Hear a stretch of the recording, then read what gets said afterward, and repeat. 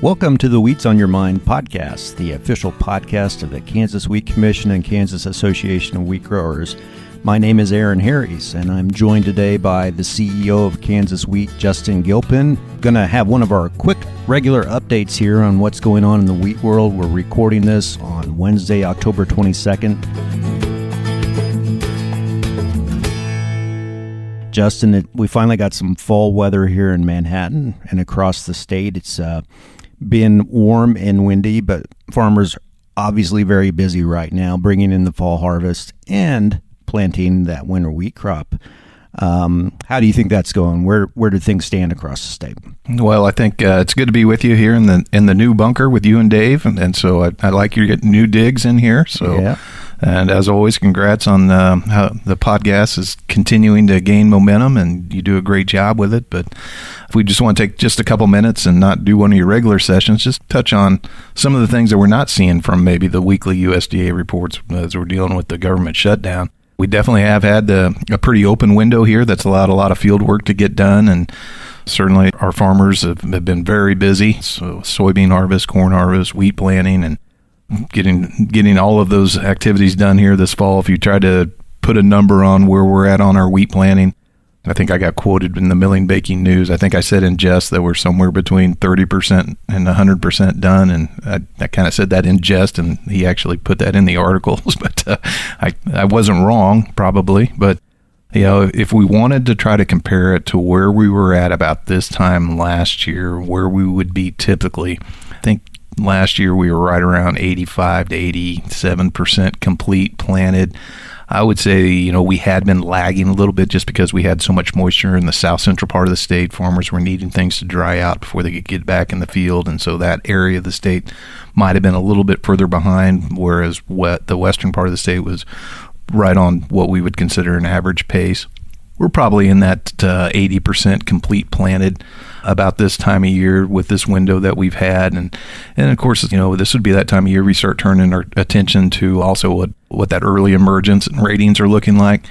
We're recording this today. There's a chance for some rain, I think, an event to come through here in the next couple of days that I feel is going to be really important for this wheat crop.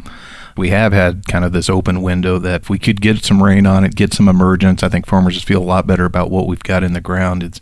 I don't know if the long-term forecast looks as favorable. So this is shaping up to be a pretty important moisture event. And then the other thing everybody always asks about is where we're at on acres, and just so many dynamics at play right now. We've got, you know, low prices compared to where we were at last year this time of year, but we've got challenges across the scale on the ag economy side of things. And if I had to try to peg it right now, I would guess that we're somewhere near that 7.4 million acres that we got planted last year, if maybe a little bit softer in areas and maybe up a little bit in other areas, but I don't expect it to be dramatically down or dramatically up. In Kansas, maybe for the United States, hard red winter wheat might be a little down. I would anticipate soft red winter wheat acres are going to be down for this year, Aaron. I tend to agree with you on acres in Kansas, and it kind of ties into, you know, what we talk about wheat beyond the value of the grain, the flexibility of winter wheat as a crop, right? And, you know, you don't always have to put the full fertilizer amount on at planting time, and so it allows for some decision making. And with commodity prices where they are right now, that built-in flexibility of winter wheat is really a beautiful thing, not to mention that we've got some good moisture in the ground this fall to get that wheat up and tillering. So guys who have the option to graze cattle, you know, the past 3 or 4 falls, that hasn't always been there. But now this year, I think we've got some possibilities there. Well, and there's other dynamics at play. There's, you know, we're dealing with the shutdown, and there's a lot of discussion about cattle herd numbers and opening pasture grazing and trying to find incentives to try to help out the herd numbers in a way that isn't going to be too market influencing. You know, if they would call up, Secretary Rollins would call up the wheat office here, we would say that we would hope that they would include winter wheat pasturing as part of those type of programs, as it does highlight that versatility. And we do know that it is a tool that our farmers use in their farms and ranches in Kansas. But yeah, you know, again, back to that planted acres number, you know, it's a cropping system that our farmers are doing, and they usually have a 2 to 3 year plan on how fields are going to be rotated or what they're going to be planting. So that's one of the reasons why you're not going to see major shifts, but certainly are dealing with some challenges across the scale that you or would anticipate we are going to see some type of shift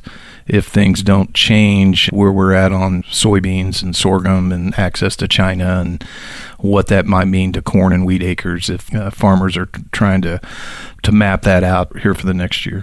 Piles of corn all across the state, big piles of corn. So I should mention, I driving into work the other day, and the beauty of my drive here to the Kansas Wheat Innovation Center is I drive through the North Research Farm here at K-State, and the other day our wheat breeder here at K-State, Alan Fritz, was on his experimental planter out there planting wheat plots. And I think it's always important to remember, folks, this time of year that this is an important time of the year for research too. You know, they're planting those research plots, maybe future varieties someday all across the state, and they need success in those research plots too. And so it's a hard-working time of year for those research teams.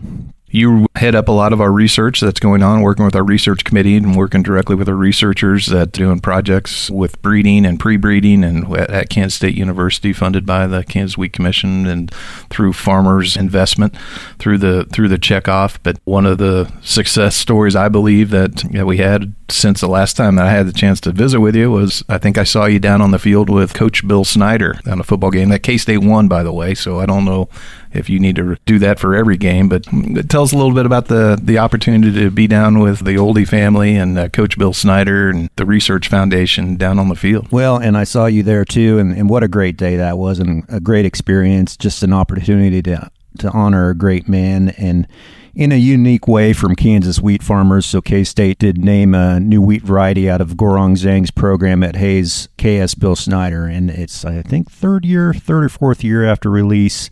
Really popular wheat, doing really well. And prior to the last home game, we were able to have Coach Snyder down on the field with our lead sponsor on that program, Oldie Seed, and some other board members and supporters, and present Coach and just recognize him for his new wheat variety. We had a KS Bill Snyder sign, and Marion Vavra, a nice lady in South Central Kansas, made a wheat weaving trophy out of KS Bill Snyder wheat, which was just great. And so, right before the band marched onto the field, showed a video on the big screens in the stadium, and the announcer was able to announce that K-State had named this new KS Bill Snyder wheat variety. And nice to hear the cheer from the crowd. There were people in the seats already in the pregame getting ready for that. I think Coach really appreciates it. And, we wanted to do that because he's meant so much for rural Kansas, and Coach is... You and I have had the chance to visit with him. He's appreciative of agriculture in the state as much as anyone. Well, and I know your producer of this show, behind the glass over there, is he definitely bleeds orange. And so maybe through the back of his mind, he's thinking maybe that might motivate Oklahoma State to do a OK Gunday type variety. I don't know if that'll work. I don't know. We'll note his reaction and pass that on to the people at Oklahoma State. So... Anyhow, no, that was a great experience. So let's talk about the government shutdown real quickly. Obviously, it's going on right now as we're recording this, and who knows when that's going to end. It doesn't impact our organization directly, but USDA has had some functions that are rolled back, and it does have kind of some ancillary effects, like U.S. Wheat Associates, which is obviously an organization we support through wheat checkoff dollars. All the wheat producing states, they're our international marketing arm. There might be some consequences to organizations like that if this shutdown doesn't end soon. Well, it doesn't feel like it's going to end soon, unfortunately. I think across the scale, we can definitely see areas that we were impacted by the government shutdown, most notably just the frustration of our government not being able to compromise and function and get things done that we need to get done. But when we look at just across the scale, you mentioned research, of course, USDA, we were able to forecast a little bit to see the potential of the shutdown coming. And so some of our USDA wheat researchers were able to get out, and knowing that they were going to be impacted. Trying to get some of those virus plots and some of that work and get that wheat in the ground was important. And so from a USDA researcher's standpoint, we were able to check in and make sure that they were on what they determined as intermittent status, where when they have growing plants and research that they are intermittently able to come in and check on the current work that they're doing. You mentioned USDA funding for the foreign ag service funding that comes in through foreign market development and market access programs for our national organizations for overseas exports activities. That those payments are kind of on hold, so we're having discussions about ways that we can help bridge the gap to from states to make sure that those activities don't get interrupted. When we're talking about direct impacts to the farm community, of course, flying a little bit blind right now without export sales and WASDE reports, and it doesn't look like we're going to get any near-term resolution, so we may not get a November report, so that may put that final row crop number, it's going to make January like a huge number for reports. And what I don't like about that is, there's always that anticipation that monthly reports do have market impacts and movement, and you're just going to really coil up some big numbers that the market isn't aware of that could make for pretty volatile moves when those government gets back functioning and those reports all get released all at the same time in the catch-up mode sometime in January. Makes me a little nervous on what that might look like from a market impact standpoint. And of course, as we're talking here today, this morning, the recent announcement of opening up FSA offices for service for in-county service for our farmers and getting payments out.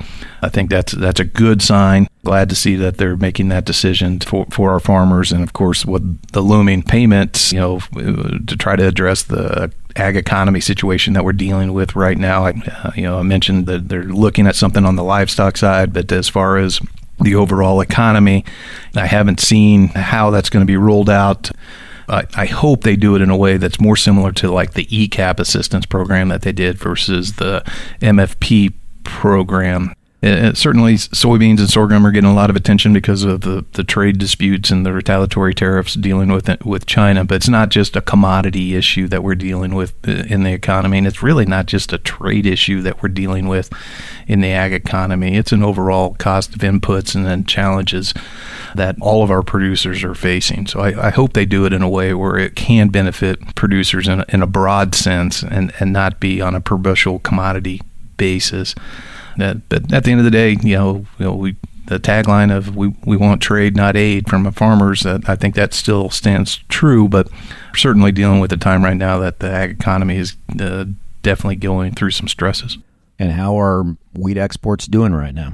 From an export standpoint, we're still above what that USDA original forecast of 900 million bushels, which is up again this year for the United States. We're ahead of pace. And for hard red winter wheat, I think we've got a really good story as far as where our hard red winter wheat sales are above. But I think what's more important is when you look at those numbers, and because we are able to see the export inspections, even though we haven't seen the sales the last couple of weeks because of the shutdown. When you look at those inspections numbers, I think they're one of the good stories in there. And I know you and I had the opportunity to do a Zoom call with a Nigerian buyer. I think that was last week, Aaron, and talking about their interest and work that we're doing in getting U.S. wheat back into that market. But when you look at those numbers as of this week with the export inspections that went out of the Texas Gulf, Nigeria is actually leading Mexico in hard red winter wheat purchases this year, and it's been a long time since we've been in that position. And so again, the exports is such a long-term play, trying to rebuild that market, gain a foothold back into that West Africa region, and Nigeria being such an important customer for us as well as Mexico. But to see those two leading the charge in hard red winter wheat purchases, I hope we can build on that, because that is a piece or a component of what we need to do to try to help fix and correct where we're at with the ag economy and wheat prices right now, is keep that demand moving, because we're dealing with a situation around the world where world wheat production's just getting started in the southern hemisphere. The Australian crop looks to be like a pretty good sized crop, and they've increased in the size of it again from their estimates. And Argentina crop looks to be like a pretty good crop, around 22 million metric tons. It's going to start pressuring some world prices. And Of course, we're always dealing with competitiveness out of the Black Sea, and so getting U.S. wheat into these markets that have non-traditionally been in the last 10 years, it's going to be important that we maintain that foothold so that when the ag economy does turn around, that we can build on those export relations and hopefully get back up to where we're not talking about 900 million bushels of wheat being exported out of the United States. We could get back up to that 1 billion bushels again and try to see if we can hold that and maintain our presence in the world market. And it's important having that wheat in those marketplaces, and representatives from U.S. Wheat, some from Kansas, will be traveling around different parts of the globe in the next few weeks doing wheat quality reports, talking about the U.S. wheat crop from this year to buyers in South America and Asia and China and in Europe, which is a very important function that U.S. Wheat Associates does. And so let's wrap it up. You and I and some Kansas farm leaders will be headed to the fall meetings of U.S. Wheat Associates and NOG's board of directors here in a couple of weeks. I want to remind people Kansas has some great leadership on those boards right now. Gary Miller-Shasky on the U.S. Wheat Associate officer's role, and Chris Tanner with COG on the NOG officer's role. What are some of the things they'll be talking about at that fall meeting? Also want to make sure we include Ken Wood and his role with the National Wheat Foundation. Absolutely, yeah. Will be down there. And so, yeah, we are fortunate to have that grower participation and leadership involvement from Kansas. With our national organizations, it should be a good meeting. It will be the opportunity for us to kind of meet firsthand the new CEO of the National Association of Wheat Growers coming on board, be his first meeting, and as we go through a leadership transition at the national level and helping him hit the ground running and getting into discussions will be good. You mentioned Gary and getting around the world. Gary's on his way back right now. He was just over with the U.S. wheat team over in Asia and Indonesia. He was in Indonesia at the Bogasari flour mill, which is a bucket list of mine, the largest flour mill in the United States. I hope in my lifetime I get to see that mill sometime, but they are purchasing hard red winter wheat this year as part of that agreement Indonesia signed with the United States, and then Bangladesh, they signed an agreement also, and we saw shipments of hard red winter wheat going out the Gulf for Bangladesh. It's great to see. So we'll have some discussions around that at the U.S. Wheat Board table. But another topic that we're going to be really wanting to try to get some consensus on is there's a lot of discussion about a Class 1 rail merger right now between the Union Pacific and the Norfolk Southern, which would be a pretty massive consolidation in our Class 1 railroads. Union Pacific's got like an $85 billion purchase bid of Norfolk Southern, which if consolidated or if that goes through, then that merger would have over 40% of the volume traveling by rail would be under one Class 1 railroad. And we're at a time right now where we're dealing with a challenging ag economy. A lot of questions are being asked. What has the impact of consolidation had on rural America and producers? And to see something like this in this environment and sentiment around questioning about consolidation, to get a really good discussion about what impact that might have back on that farm gate prices, if those efficiencies would translate back to better prices for movement and freight and tariffs. We haven't necessarily seen that in the past with consolidation, and so there's going to be a lot of concerns, and I would guess our transportation working group is going to spend some time hearing from the UP at that meeting.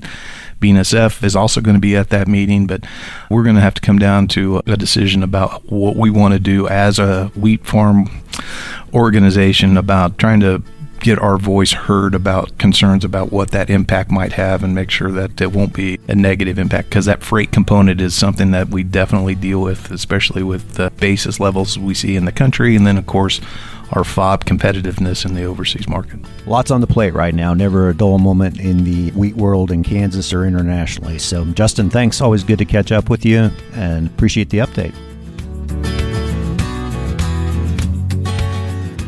Folks listening, if you ever want to reach out to us and have follow-up questions for us or have some suggestions on things you'd like to hear about on the podcast, just email us at kswheat@kswheat.com. You can find previous episodes of the Wheats on Your Mind podcast at wheatsonyourmind.com or wherever you find your podcast. I'm Aaron Harries. Thanks for listening.